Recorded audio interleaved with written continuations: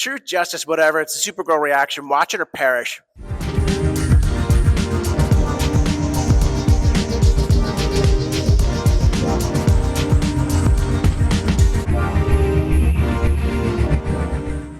Yeah.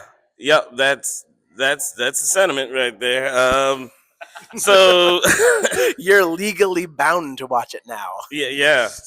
All right, so yeah, we just got back. Matter of fact, let's introduce ourselves here. You guys start. Mike Reyes, Mr. Controversy 83. I am right on such places as That Hollywood Show, soon Entertainment Now, and Mike versus Mike. Rich Drees of FilmBuffOnline and of Generation Movies over on the Indie Escape Network on YouTube. I'm Brian Misher, content manager for J1 Studios. Who watches that? Writer and artist of Zeo Nexus and Gunsticker Swordsman. I do a lot of stuff. We ain't got time for the listening. You know I work in every industry. I'm your boy, Jay Rich. You know me, Spider-Man all day, every day. Let's talk about this Supergirl movie. Well, she is super, and indeed a girl. A woman, perhaps. Yeah, this is... I'm going to just say my piece right now. It was the most mid movie I've seen so far because, like, it was... Did you see Toy Story 5? No, not yet. No.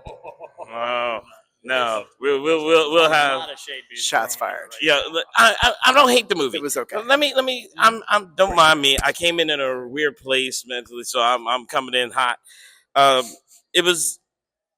It wasn't like, oh my gosh, a superhero movie, and it wasn't like this is complete trash. It happened, and it had good points. It had some chill points, but it was fun. It was there. What I did like about it, though, was it's dealing with the ideas of trauma, survivor's guilt in two different characters. One who recognizes that she has it and just doesn't give a shit about trying to fix herself, but will point out to somebody else. She cares enough that she'll point out to somebody else To fix look, their problem. You've got to fix this or you're going to carry it around. And I like that because even though most superheroes, like Batman, are essentially trauma stories to begin with, we're at least kind of, dealing with it in an interesting way here. The villain is completely flat to me. I was like, yeah, okay, he's a generic bad guy. He reminds me of how Marvel had a villain problem in their first couple of phases, where the villains outside of Loki were just, they were just an impediment to Just kind of like the story, throw 'em in to there, what just, the hero stir was trying to something up. get. It felt very similar to that here. Oh, I'm expected to talk. yeah, I mean, please. but hear me out. Hear me out. What if lady trauma? No, but seriously, like, all right, look, I only say that because you took away my other gag. Where you're like, I was like, oh yes, and it is very true that superhero movies do not explore the theme of trauma 1,000 times over. But I mean, putting all that comedic bullshit aside, it's literally par for the course if you were born on Krypton. That is just going to be part of your backstory. Yeah. And I did like the fact that we know it's going to happen. We saw some of it, but we saw Argo City, was it? Yes, We saw Argo Argo, City yes. go through something so much worse than, the planet Not just blew boom, up. not It's just like, boom. what if it's Chernobyl, but slow over death. years? Tony and Chernobyl. And I do agree that the villain does come off as flat. And I like the fact that last summer Superman held off on showing anything really about his origin, doing the same old origin story because they knew we can fold it into the Argo City story line here. Well, and we still get it. So we still kind of get the oh, there goes Kal-El off to Earth. That was your uncle. That was your uncle who did that, and what have you. Well, yeah, I mean, even just DC has been really good even before the whole DC films takeover. They've been really good at showing these things, but not showing the whole. Like in the past couple of years, not showing the whole origin story, especially with the Batman. Although I will say, I'm kind of bummed, but I get that they confirmed the whole, oh yeah, Superman's parents really were pieces of shit. Because that little throwaway line where it's like, oh yeah, is that sweet little child that his father calls him the conqueror of worlds? It's like, fuck. I had a theory on that. But They couldn't leave that unaddressed. So, yeah, no, they especially couldn't. with when you need Kara's parents to be more loving and nurturing Yeah, as the story right. develops. yeah, but I think the first two acts give us more than the third act does, because I liked watching Kara come into her own. I liked watching Ruthie sort of do that when she's not just DCU's Arya Stark.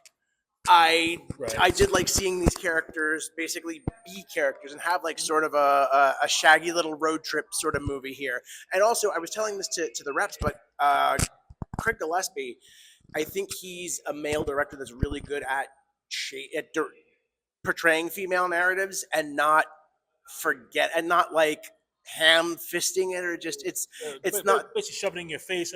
Yeah. However, just it's kind of like, here's your character. Here's who they are. This is their story.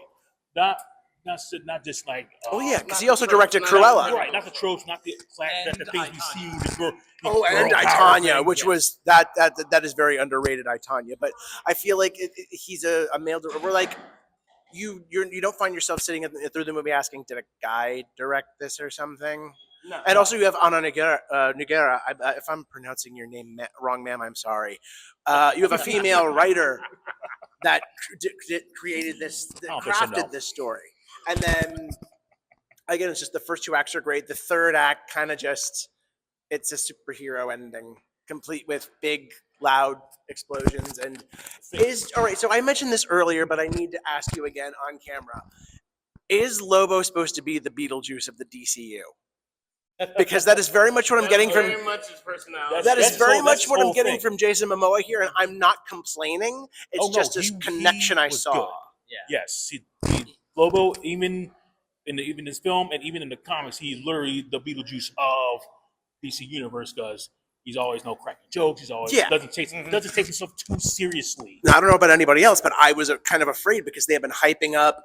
Momoa wants to play Lobo. He wants to do this, and it's like always the actor with the passion project or the dream role. It's like, but it's our hit or miss when it comes to that situation. Yes, but this worked. This one hit.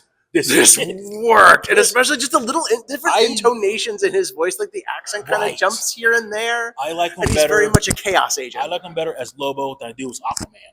Yes, and Although I will also enjoy the Aquaman films because they embrace some of the craziness. Once you get under the sea and you get into Atlantis, and there's octopuses playing drums and everything else, they really kind of embraced all the weirdness. And I like when things embrace weirdness, but still treat it straight, not get campy with it. Right. But just like Superman had Kara come in and like great 5 minutes sort of crushing it, like a great introduction to Millie Alcock, and like I want to see more of that character. That's kind of what we got with Lobo here too, on a more extended basis, but still it wasn't like, okay, yes, this is tying up for 2 seconds. And no, he had his own scene, his own everything, had his moment. So let him shine. And if anything, I think a lot of several of us here were hoping they would have a little more of a tease for like Man of Tomorrow or something. I thought it would be something. I thought it would lead into something. I'm fine that there isn't. I'm okay with them not having that. Let me think just real quick.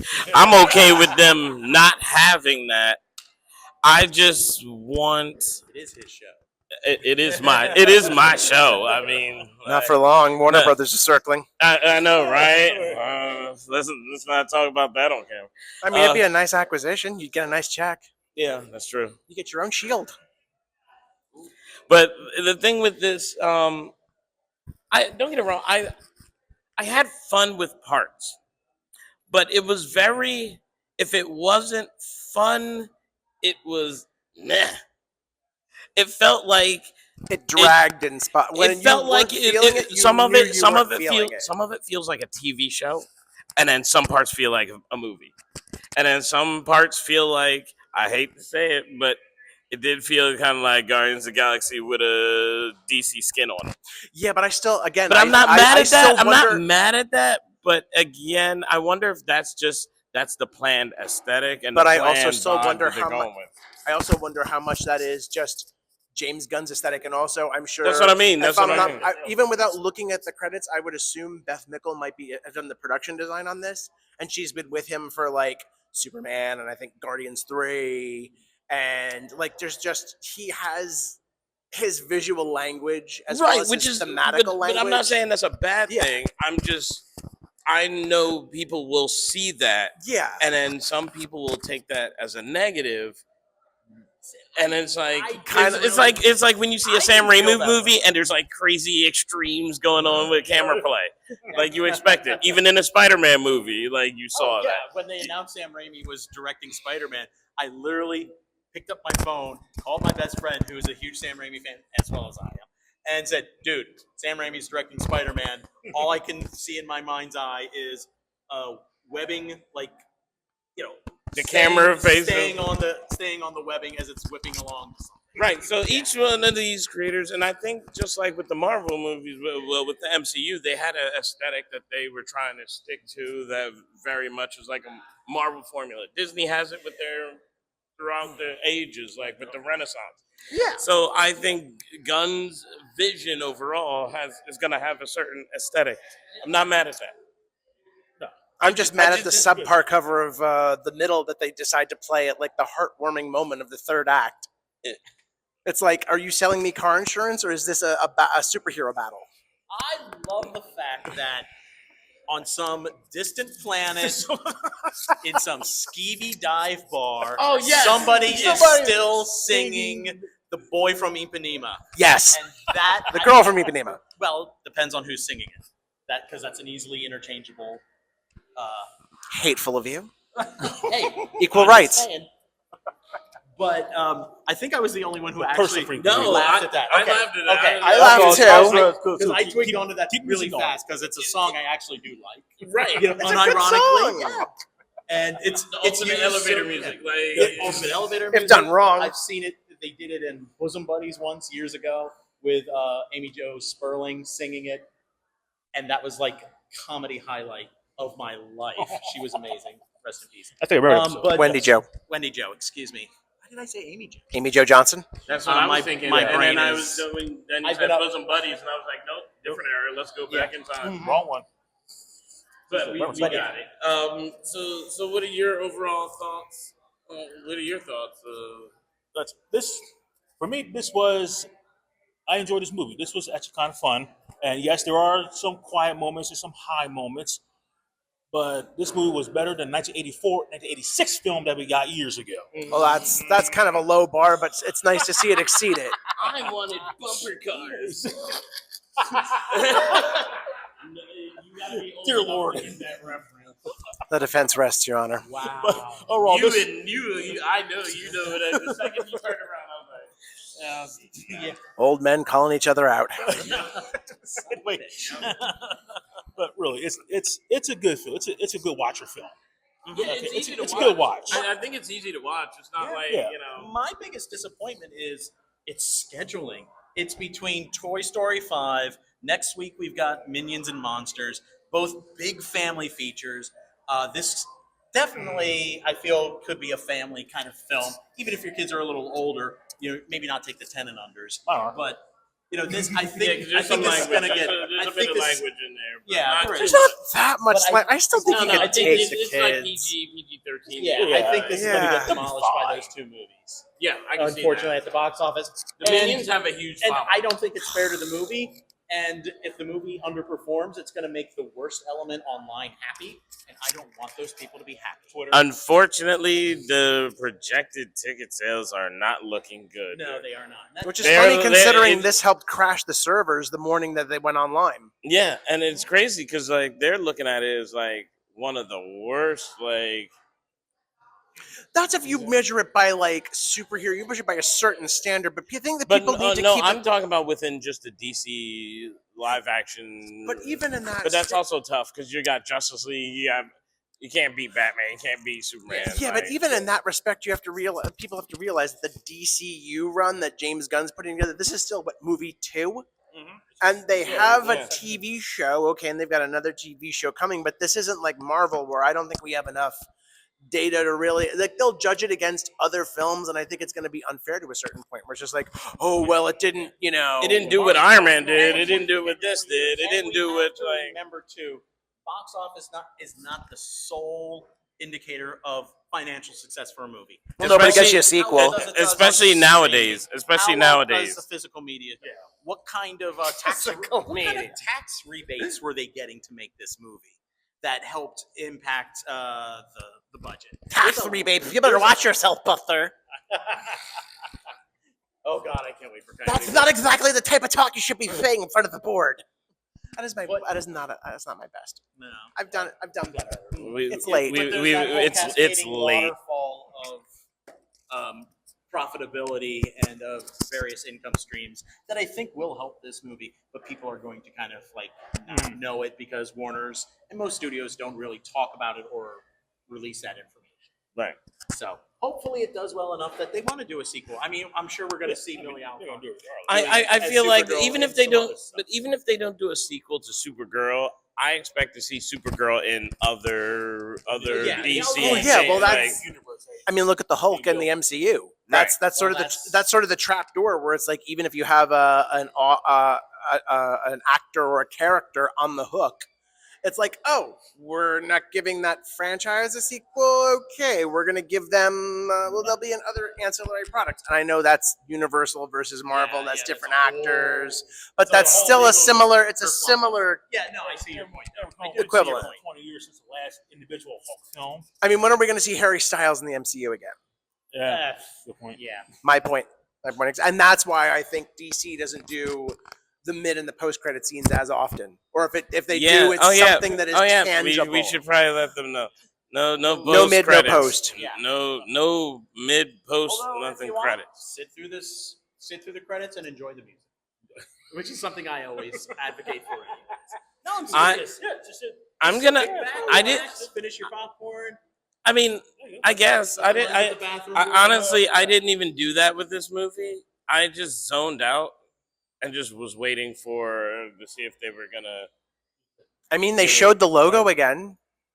In case you came in late and didn't see the Supergirl logo, they showed it again. Yeah. Yeah. What era were they going for with this? Because it felt very like The money era. they were like, let's go 80s Money, with it. please. Let's go 80s with it, and then here's a little 90s, but then. But then again, that's just falling back on Gunn being very amorphous, like very anachronistic in a sense. Like he does not lock it in it. Like he does a lot of 80s stuff, but there's still 70s songs. There's still modern stuff. Like he's just basically like he does not lock into a specific time period, and it helps keep it like age proof. Yeah, that's true. Yeah. I know I came in hot and bitter about it, but yeah, it had its ups and downs. It's not like I don't see this. It's not a masterpiece or anything like It's that. okay. Not enough crypto. No, Well, I'm so over that's crypto. I'm so over crypto. So That's my dent of the story. You can burn in hell. I can't. Give me a real dog. They have a real dog on set. They just CGI over the dog. It looks. Also, it's Crypto, the super dog. He has to look a certain way. He's a super dog dude with fucking papers. I could just grab a dog and throw it across the room and then add some effects, and it would still look more like. Okay, Uwe Boll. No tossing dogs. Yeah, you never karate kicked the dog in like a. You never seen those kung fu films? Here we go. No, the puppies. No, do not.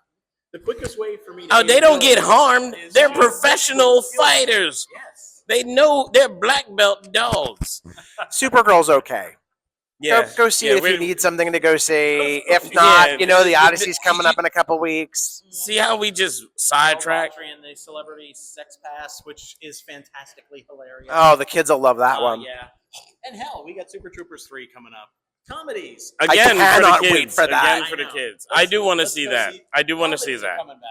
That The makes me fact that happy. that Super Troopers 3 trailer made me laugh that much, it's like, fine. Just, you know what? You guys, when And you we guys have say you got Jackass. the Yeah. Jackass. The final. Oh, that's next week? I think. It is, yes. I think it is. See, that's strange. That's strange because I didn't see much advertising for it. exactly. And here we go, all over again in the show. Yo, spread your socials on here so we can just get out of here. Mike Reyes, you'll find me at Mr. Controversy 83 through Instagram, TikTok, Twitter, Facebook. I also run Mike versus Mike versus MIC. That's the individual review site that I'll be running things on. And also Mr. Mike Reyes on Letterboxd. And the Digger trailer will be out on July 13th. All right. Film Buff Rich on Twitter, Blue Sky, and when I remember that I have it, Threads. I'm on Threads too, same name. Mine, not his. That would be weird. That'd be really weird. Yeah. Or you can find my writing at FilmBuffOnline.com. We also got a Facebook page, so check that out too.